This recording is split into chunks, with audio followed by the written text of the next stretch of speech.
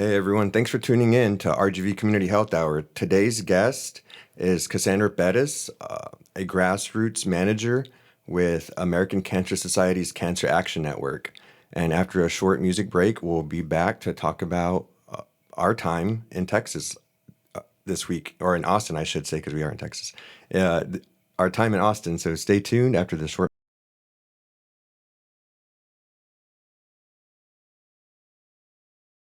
And as a reminder, the views expressed on RGV Community Health Hour are for informational purposes only and do not constitute medical advice. Be sure to consult your primary care provider for all your healthcare needs. So, I'm here today with Cassandra Bettis, like I mentioned, from the American Cancer Society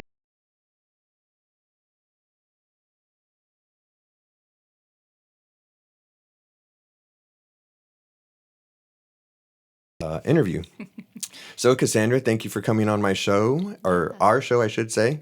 And yeah, just to start out, I'd like to have my guests talk a little bit about themselves. So tell me about, growing up and your educational background and how you ended up at ACS Can.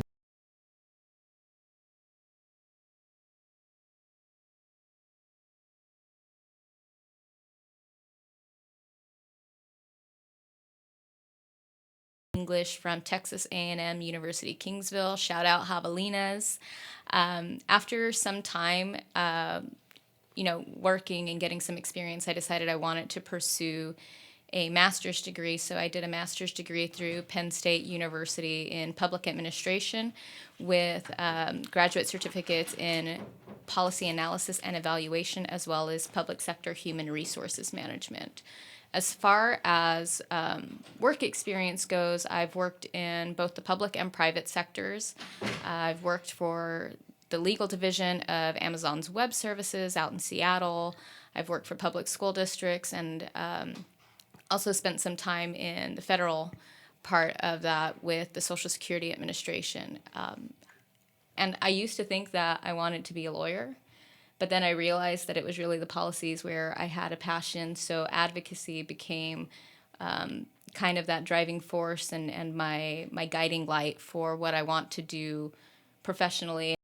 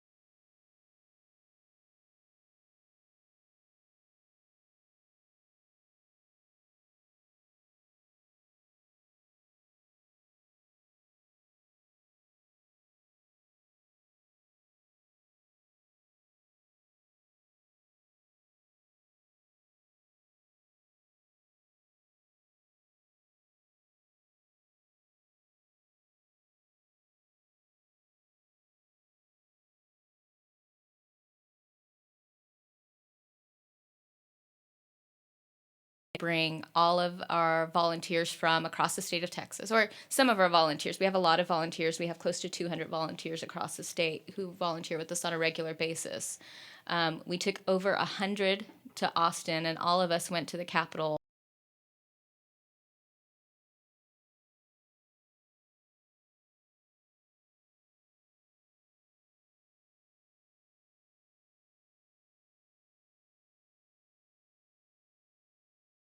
being in Austin in that capacity, or for the organization as a volunteer. But I've never been to Austin before. Of course, I've always passed through it, but yeah, it was really an amazing opportunity to go. And one of the cool things about it was I got to link up again. I've mentioned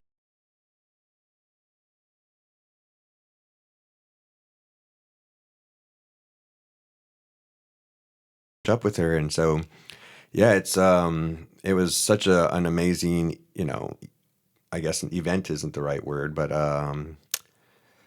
well, I guess it's kind of an event. Yeah, It's an yeah, event. yeah. So Yeah. I guess it was an awesome event, and yeah, there's a lot I want to say about it, but um, I just don't know.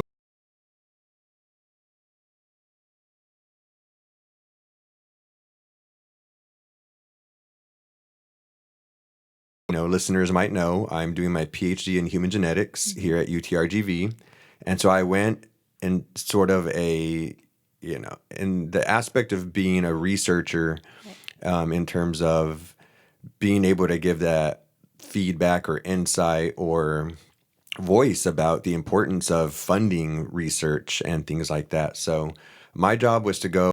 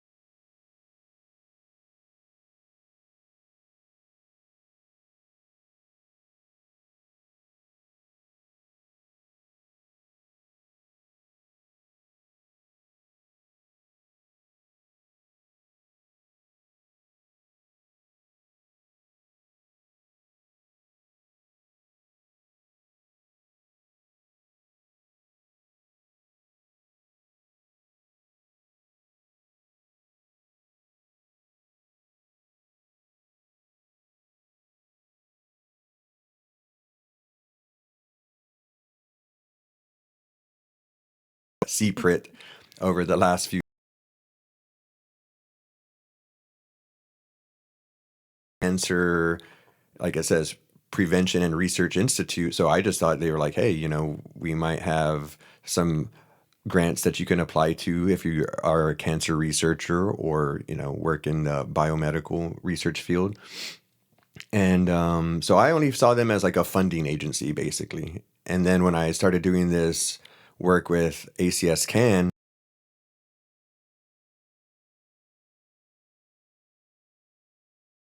the funder of cancer prevention research, or cancer research, I should say, in the world, yeah, and not just the state, in the world. So Texas is like leading the way far and beyond what I could have ever imagined. The only institute or entity organization that funds more than CPRIT is the NIH.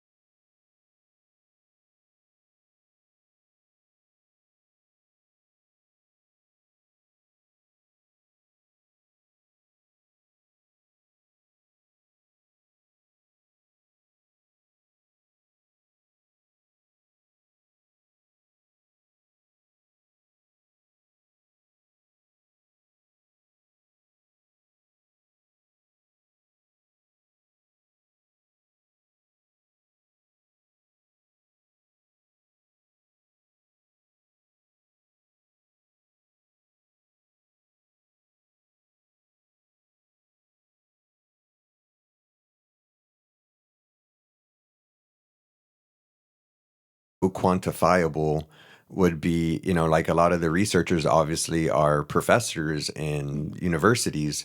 So they're teaching, the next generation of researchers. So kind of indirectly, CPRIT, yeah, 300 on paper have moved down here. But if you think about the impact that they've had since 2007 at their local university,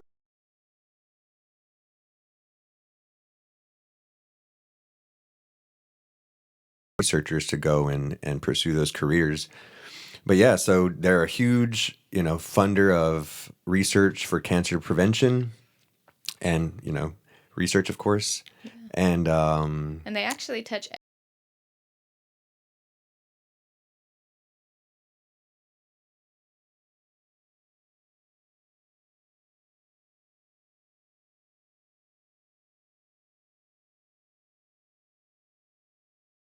they're out in the middle of nowhere.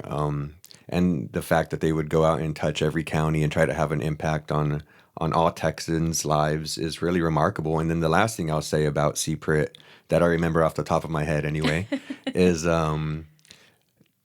70 plus companies were either brought from out of state to Texas, like recruited to Texas, like the researchers, or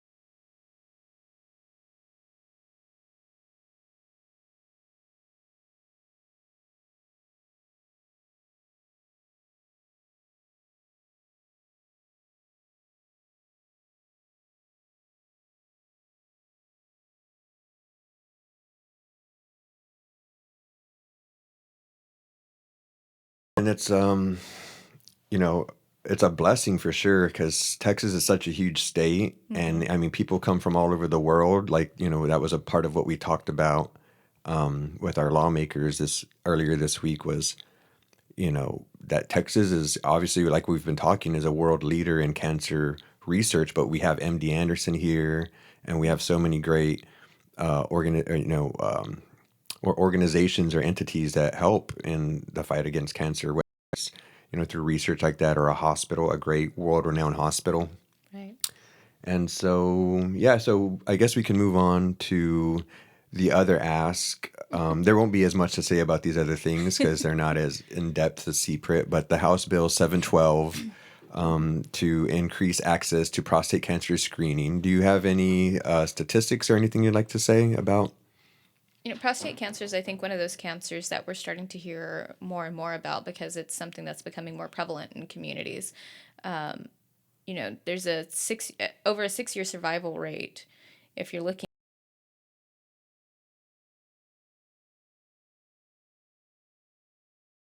stage, it's only 28.7%. So it's something that we always talk about in our work and when we're talking with lawmakers and this legislation that affects our healthcare.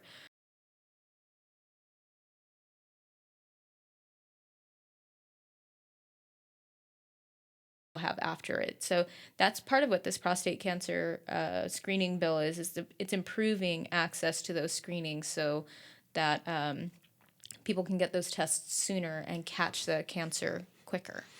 Yeah, and so one thing I was telling lawmakers about prostate cancer is, in our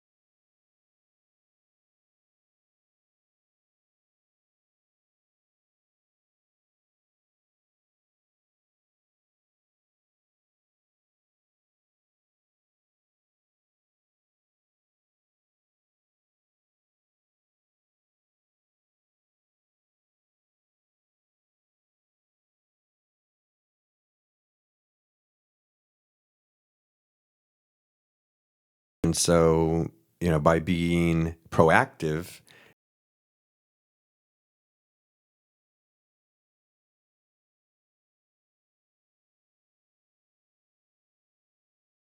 it's kind of remarkable. I've heard you share your story about your grandmother going from diagnosis to, losing her life within a year, Less than a year. less Yeah. than a year. And so that's why these early detection, and these non-invasive screenings are really important because, it's one thing to have to go get a biopsy to determine whether or not you're sick. And it's another thing to just go lay in an MRI for, an hour or however long it takes to scan you. Right. So with these non-invasive methods, I really believe that we will be able to, save more lives because more people aren't going to have that fear of, yeah, I mean, nobody wants to get bad news. And we've talked about that here before as well on the Right. show. But yeah, so, it's really important. And of course, the easier it is to get a medical examination done, the more likely it is that people will go get it done. Yeah. And so, yeah, that's the goal and the hope of a lot of our work in the department.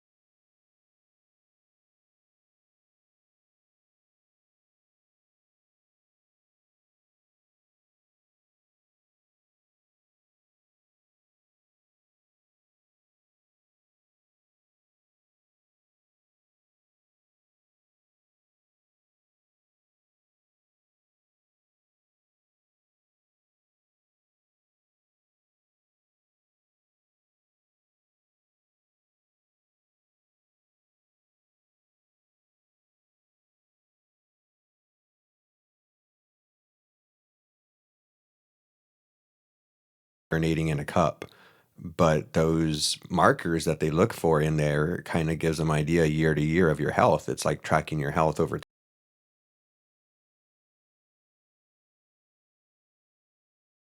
or some kind of early marker for diabetes in the blood or, things like that. Right. So those are really important, screenings. And I was supposed to be, going to throw myself under the bus a little bit here. I was supposed to go have my annual screening in October or November, but I was really Your screens. I think, especially if you know that there's a family history, talk to your doctor.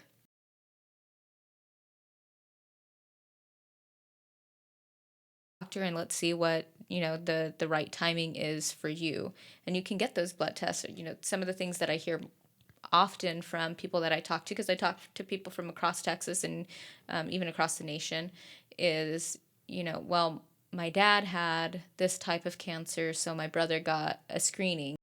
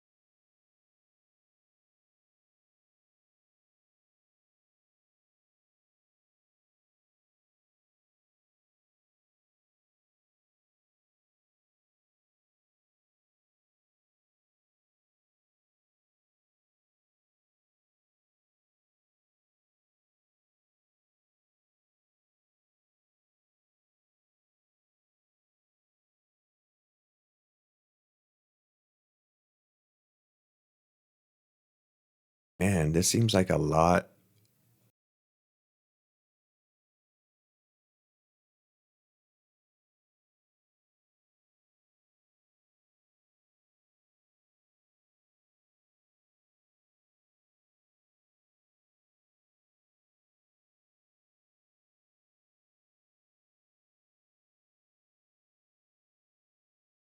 Was Elvia, a breast cancer survivor, and Ashlyn, another breast cancer survivor.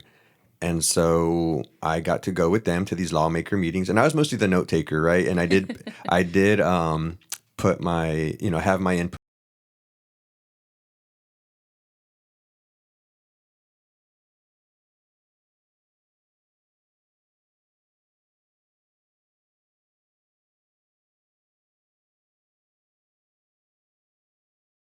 But just listening to them talk for 5 minutes, like that's all you need, like.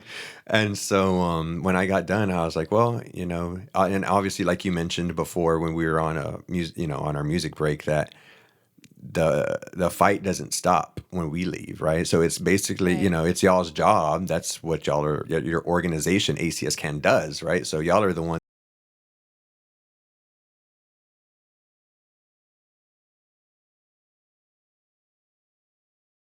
And we just get the honor, or I should say they get the honor of meeting their constituents for a day and hearing their stories and our Right. stories.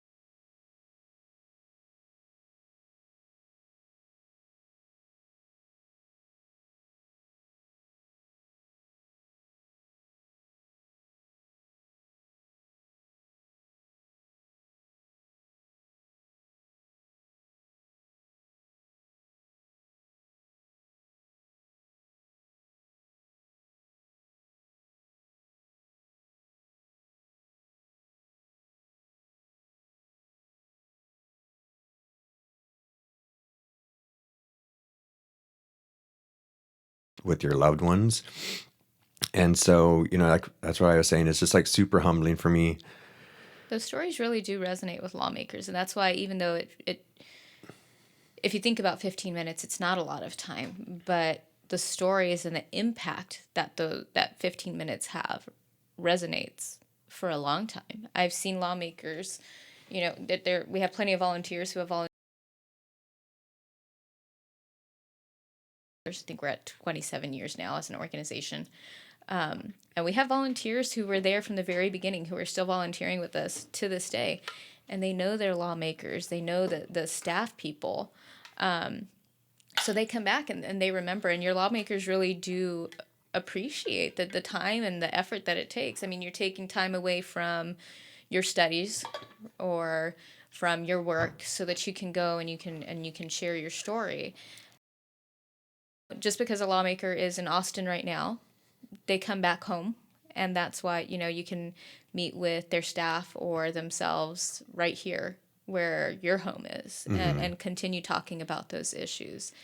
And it's that impact of, my name is Cassandra and I live right here in McAllen and I live off this street, and this is my story, and this is, oh yeah, I know exactly where you live. And it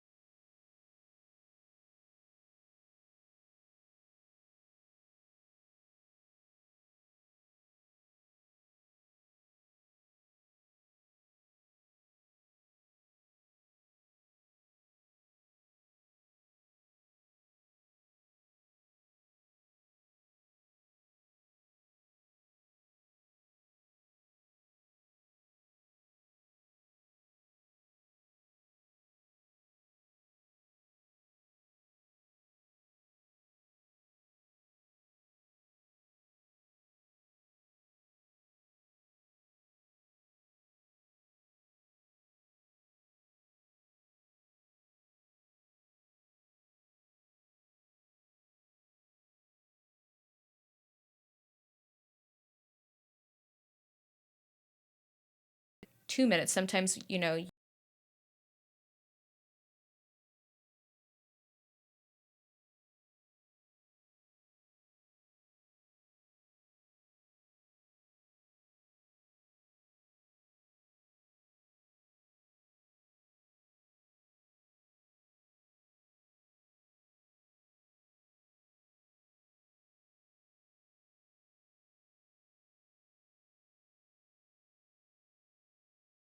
And so I think with that, we're going to take one last music break and come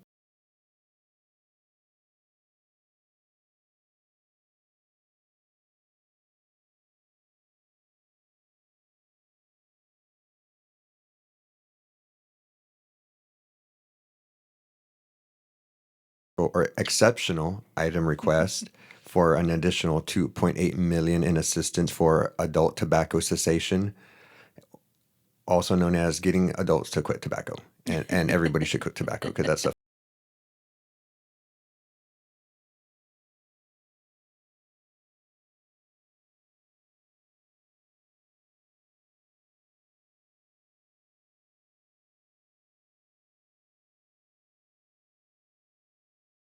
thing is, I know it's not an easy thing to do.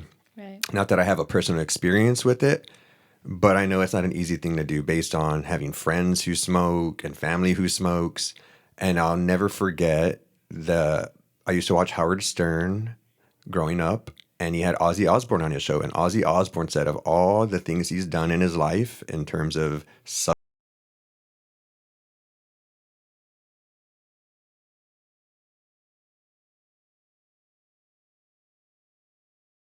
to do. And so when Ozzy Osbourne tells you that quitting cigarettes is the hardest thing, you got to believe it. And so yeah. So is there anything you want to say about the adult tobacco cessation program, or Yeah, the so request? unfortunately, that's one of those programs that doesn't have enough funding here in the state of Texas. And you're right, it's hard to quit tobacco use. But tobacco use remains the leading cause of preventable death, disease, and disability right here in Texas, which that's mind blowing to think about, right? It's the leading cause of preventable death, disease, and disability. So we think about how much we can't control, but that's one of those that you can.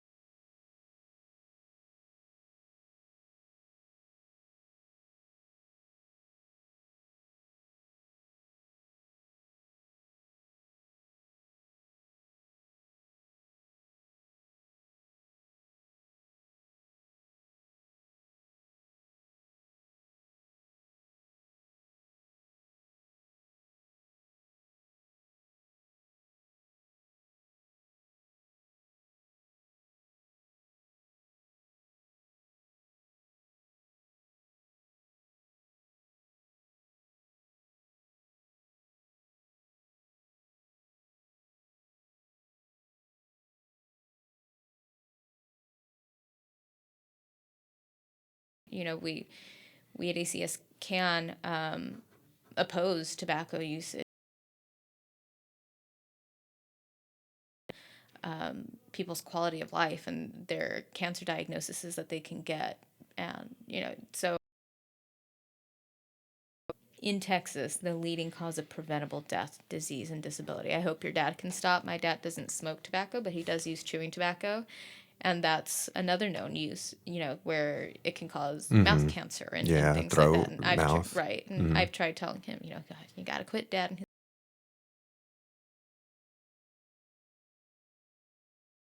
We've only got a few minutes left. I thought I would wrap it up with kind of a funny story from my time in Austin. yeah. So one of the representatives we were supposed to go meet, we went to their office. They weren't there because, the representatives were busy and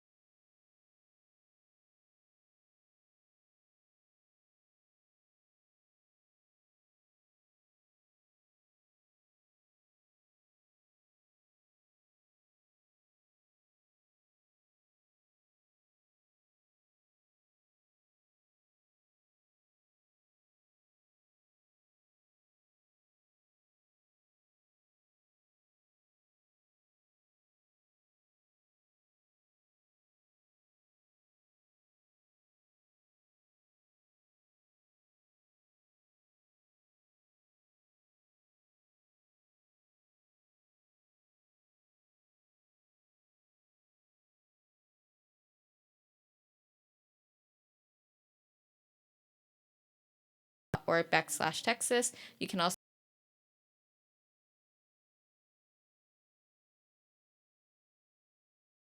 your last time volunteering with us. I hope you continue to come back and engage with your lawmakers, especially those that you've known for a while.